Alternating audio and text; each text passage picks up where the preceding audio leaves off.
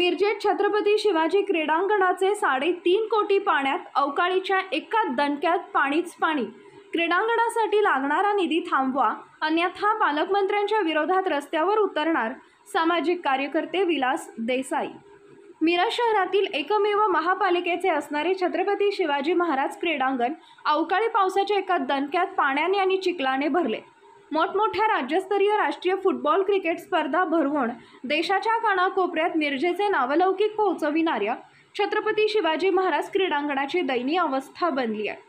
अनेक संघटना, पक्ष आणि सामाजिक कार्यकर्ते आणि खेळाडूंच्या मागणीवरून पावसाचे पाणी निचरा करण्याकरता व क्रीडांगणाची उंची, ड्रेनेज व्यवस्था तसेच जुन्या पॅव्हेलियनची डागडुजीची मागणी करण्यात आली होती।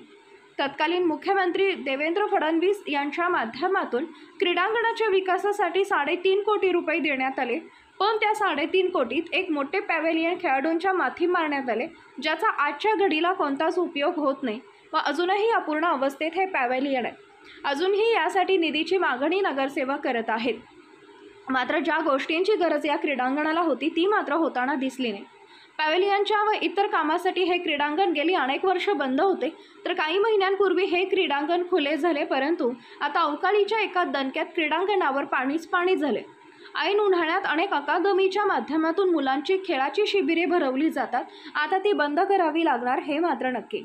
नूतन आयुक्त शुभम गुप्ता यांनी तरी छत्रपती शिवाजी महाराज क्रीडांगणामध्ये लक्ष देण्याची मागणी वाढू लागली आहे।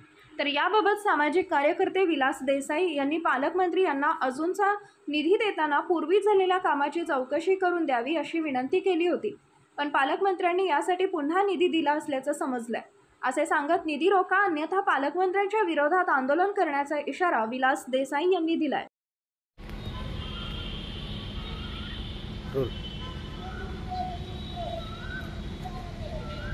आज मिरजेमध्ये अवकाळीचा थोडासा पाऊस झाला आणि या पावसानं या मिरजेतील एकमेव क्रीडांगण छत्रपती शिवाजी महाराज ग्राउंडची अवस्था तुम्ही बघू शकता माझ्या मागं, की किती पाणी साठलंय आणि उद्यापासून पुन्हा या प्लेयर लोकांना या ठिकाणी खेळायची कुचंबना झालेली आहे। या विषयावर आम्ही बऱ्याचशा बाईट दिल्या, बऱ्याचशा ठिकाणी पेपरला बातम्या आलेल्या आहेत, सर्व पत्रकारांनी हा विषय उचलून धरलेला आहे। या ठिकाणी जे पैसे खर्च झाले 3.5 कोटी त्याची आम्ही चौकशी करायची मागणी लावून धरलेली आहे।